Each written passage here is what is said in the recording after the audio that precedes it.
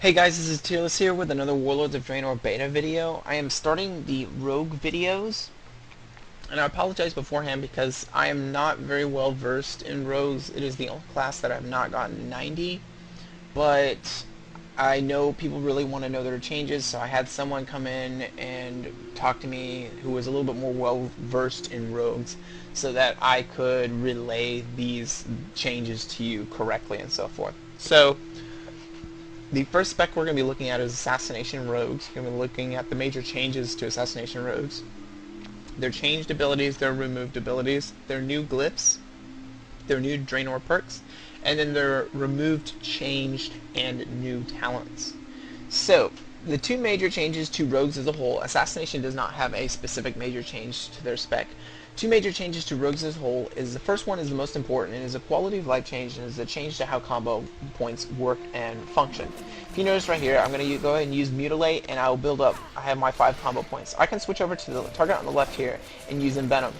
Basically, combo points now stack on the player as opposed to them stacking on the target. So you no longer have that, issue of needing to use redirect or anything like that because those combo points will shift with the player. So I mean I can go ahead and build them up on this target and then I can start fighting on this target and using Venom.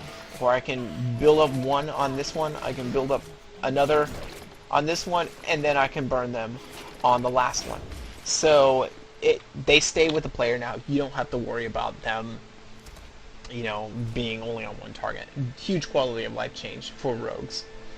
The second change that came to Rogues as a whole is a consolidation of abilities. Rogues had a lot of passive abilities that affected only one active ability.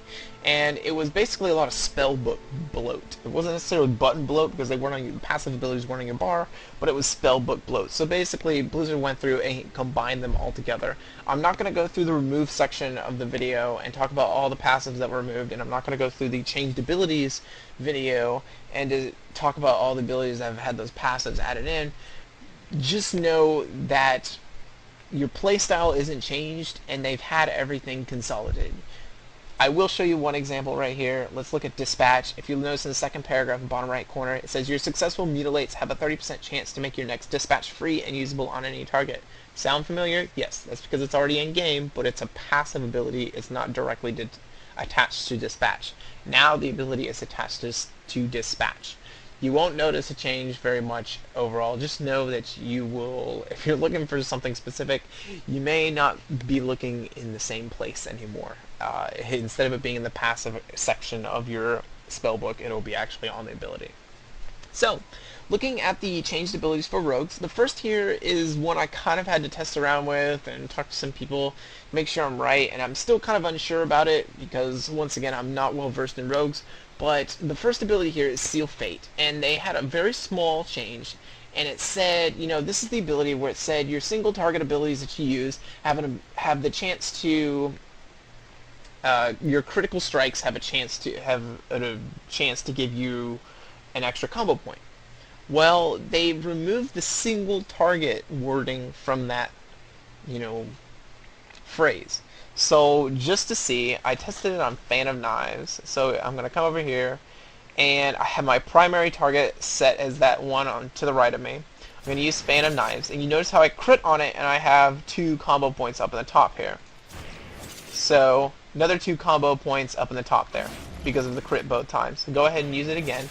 And you notice I crit on the very far one, but I did not crit on the primary target, so I only got 1 combo point. So if you crit on your primary target, you will get those 2 combo points like I did just there, but you won't get them if you crit on any of the other targets. So that is a small little change to Seal Fate. There's a change to Venomous Wounds. Venomous Wounds used to give you the, extra nature damage and regain 10 energy for Rupture and Groat. It no longer applies to Groat. It only applies to Rupture. Smoke Bomb has had its damage reduction cut in half. It is now 10% less damage as opposed to 20%. Swiftblade's Cunning, which your passive ability as a rogue that gave you increased haste for about 10%, I believe, that has now been changed to only 5%, but it increases haste and multi-strike chance to all party and raid members. So that's your raid buff. It now applies to haste and multi-strike, and if you don't know what multi-strike is, it's a new stat in the game that's like Elemental Shaman's Old Mastery and Marksmanship Hunter's Old Mastery that give you that kind of lesser duplicate of the spell you just cast or ability you just used. It's now a secondary stat that anyone can grab in the game, so multi-strike chance increases Swift Blade's Cunning, nothing but a small buff there. Quality of life change in ambush in that you no longer have to be behind the target. You can now, ambush from any which direction you choose to. So that is a nice change that they have brought to rogues as a whole. And I like it. Otherwise, that is the entirety of changed abilities for rogues. Assassination rogues. To be honest, rogues did not receive too many major changes across the board. So going into the removed abilities, the first of which is Disarm Trap, and this will be a little bit of PvP nerf against hunters because it won't be as big as you're thinking, but it's still a PvP nerf. Understand now, rogues, because rogues are really the only class that deal with traps, to be honest, with attempting to disarm a trap. Just know that traps now activate instantaneously as opposed to, that delay that they used to have. So Disarm Trap loses a lot of its usage just because of how trap activation has changed. However, that doesn't take away from the fact that you will no longer be able to, if a hunter laid a trap on a flag and you wanted to come in and disarm it and try ninja it from the silly hunter, you're not going to be able to do that anymore because Disarm Trap has been removed. Dismantle has been removed from the game. I wouldn't worry about this because I believe that all disarms have been removed from the game. I know Windwalker monks have had their disarm removed. Weapon chains have been removed from the game. Blizzard's cutting down on disarms and blanket silences. They just want them removed from the game. So I wouldn't worry about that too much because that happened to everybody, but it is now gone. Master Poisoner is gone as we know it. I believe they've added a new ability that is the same name that I'll talk about in a different video, but Master Poisoner, which is the increased spell damage by any target you have poisoned by 5%, has been removed from the game. Mind-numbing Poison has been removed. Another thing that Blizzard has removed are all the abilities that really slow casting time. It's a compensation for the fact that casters are now kind of turret. They have to stand and they can't cast on the move anymore like they used to.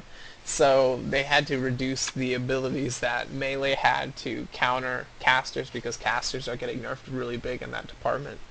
So Mind-numbing Poison has been removed from the game. Redirect has been removed from the game, but that won't affect you because combo points are now on the player, not the target. Shadow Blades have been removed from the game. I do not know the reasoning behind this. Through everything I looked through, there's no big reason from Blizzard why Shadow Blades was removed. It's just gone. Can't explain why. Shadow Walk has been removed from the game. That is your increased stealth effectiveness for 6 seconds. And then lastly, specifically for Assassination Rogues, you have lost Eviscerate. This shouldn't be a problem at all because you should have never been using Eviscerate. You should have been always using Envenom. But Envenom now replaces Eviscerate. So if you switch to combat, your Envenom button will switch to Eviscerate, and if you switch back to Assassination, your Eviscerate button will switch back to Envenom. So Eviscerate hasn't been removed from the game. It's on different specs. It's just not an Assassination.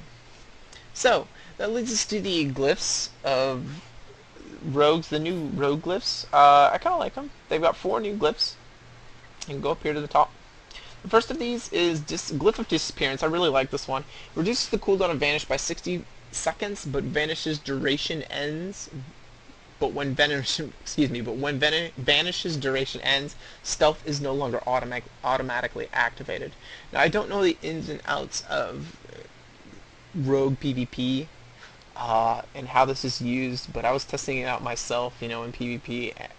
Honestly, it's something I like because you get your cooldown on Vanish cut in half, and then all you have to do is make sure that you go into stealth by yourself instead of the automatic stealth there. So I can see a lot of people taking this.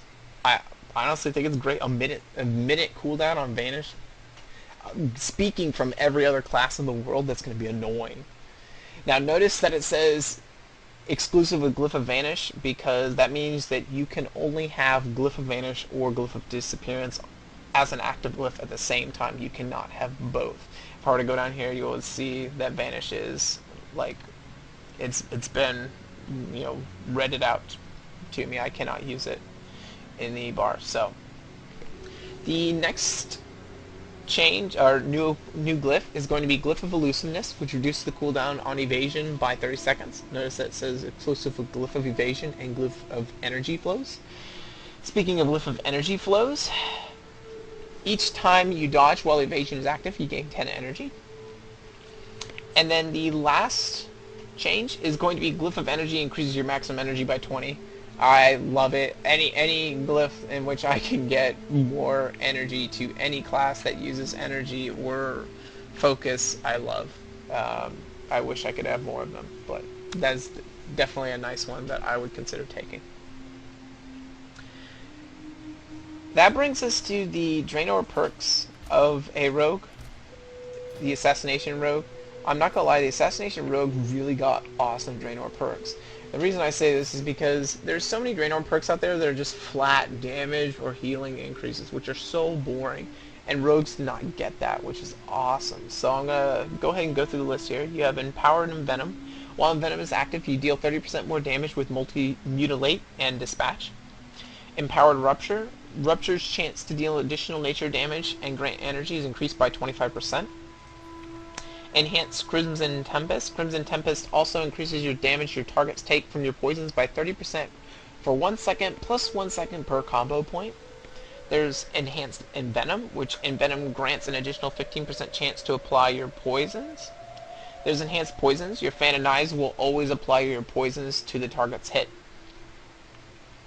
Enhanced Vendetta. After activating Vendetta, your next Mutilate, Dispatch, Envenom, or Ambush has a 100% increased chance to be a critical strike. There is Improved Recuperate, which is flat damage, but of all the abilities in the game, honestly, I think Improved Recuperate, like, if I had to get a flat damage or healing increase, Improved Recuperate is probably at the top of the list. That's pretty nice to have. Improved Rupture is another flat damage increase. And then there's the best one, which is Improved Slice of Dice, which is Slice of Dice is now always passively active. You never have to worry about Slice and Dice ever anymore. It's a nice quality of life change for PvE, and it's a massive buff for PvP rogues. You no longer have to deal with that silly... I mean, Slice and Dice wasn't like other... you look at Slice and Dice, it's melee attack speed. It's not as bad as flat damage increases that Ret Paladins and Druids have. But still, it's nice that you no longer have that maintenance buff in there. It's just automatically, that's the most annoying thing ever, was that maintenance buff, and so now it's gone. So there are the Draenor perks. Out of the 9 perks, only 2 of them were just flat damage increases. The rest were all something different and interesting and helpful, which is awesome. There's some specs in the game that literally half of their Draenor perks are just, this ability does more damage, this ability does more damage, this ability does more damage, and you're like, really? Give me something interesting. And Rogues, Assassination Rogue specifically, got it. So, the last changes to the Rogue come in the talent tree. First, we need to look at Subterfuge, which your abilities requiring stealth can still be used for 3 seconds after stealth breaks. The change here is that you're no longer stealthed. Blizzard specifically stated that they felt this was too powerful, and so that is why it was changed. So when you open up out of stealth, you will be revealed to the world, but you can still use stealth abilities. It basically allows, you know, I'm not exactly sure how it was used, how the old subterfuge was used, but you're no longer going to be able to use it the way you used to, because now people will be able to CC you and so forth. They'll see you right off the bat, and they'll be able to CC you right away. The level 75 tier had Paralytic Poison removed. It's kind of in line with Mind-Numbing Poison. Passive stuns that are just automatically applied as passives, they really wanted to remove from the game, so that's why Paralytic Poison was taken out, and it's replaced with internal bleeding, which is your kidney shot. Also causes the target to bleed for 6,700 damage per combo point over 12 seconds. That leads us to the final level 100 tier for rogues. The first ability is Venom Zest, which increases your maximum energy by 15. Once again, nothing wrong with that. And then increases your energy regeneration rate by 5% for every enemy you have poisoned up to 3. Considering that Phantom Knives does, automatically applies your poisons now, that's not bad, and it's something I think Assassination rogues will definitely look at. I'm not quite sure. I've never been in a PvE setting with a rogue, so I'm not quite sure how popular it will be there, but it's definitely something that I think that they will look at. The talent on the right here, Death from Above, I personally like because it is another gap closer that rogues can have in addition to their level 60 tier. It is a small, we'll go ahead and read it off here. Finishing move that consumes combo points on the target to empower your weapon with shadow energy and perform a devastating 2-part attack. You whirl around, dealing 3,500 damage to all enemies within 8 yards. Honestly, don't care about that portion. Then leap into the air and envenom your target on the way back down with such force that it deals an additional 50% damage. Damage, yes, blah blah blah. I think the important part here is the 15-yard range. It's a small gap closer, so I can sit back here and I can close the gap just by doing that. So if you find yourself out of range of your target, you'll be able to use Death from Above to catch up to them. It's just another short, little gap closer that I think PvP rogues will be really interested in, and it is something they will take. However, I do think that PvP rogues will have some competition from this middle talent. It's going to take a higher skill level than normal, but Shadow Reflection, summon the shadow of yourself on the target that will watch you and memorize your offensive ability usage for the next 8 seconds. After this time, it will mimic the memorized abilities on target over the next 8 seconds. So, basically, what does this mean? It's like Storm, Earth, and Fire for Windwalker Monks, except for it's got a delay on the damage burst. So what a rogue is actually able to do with this ability is line up burst damage. So you can do a small burst at the beginning of the damage. And so I will try and do this here. Once again, I am not a rogue, but I will try and do this here. I'm going to build up my combo points to max. And then I'm going to use my Shadow Reflection, using Venom, and then he's sitting there, and then as soon as he starts attacking, that's when I can start doing my burst. So the whole point of it is to try and line up that burst together so that you can get that double damage on a target. It's got a 2-minute cooldown, so I'm not quite sure how people will really like it, but honestly, I think that's pretty good, and it's something that people will look at. So that is the entirety of all the Assassination Rogue changes. Rogues really haven't gotten, Assassination Rogues in particular, haven't really gotten that many changes, to be honest, but I think the big ones is Rogues are just happy the fact that their combo points are now on the player instead of the target, so that's a huge one right there. Otherwise, I will see you in the next video where I will be talking about combat rogues. So, see you guys later. Tirelis out.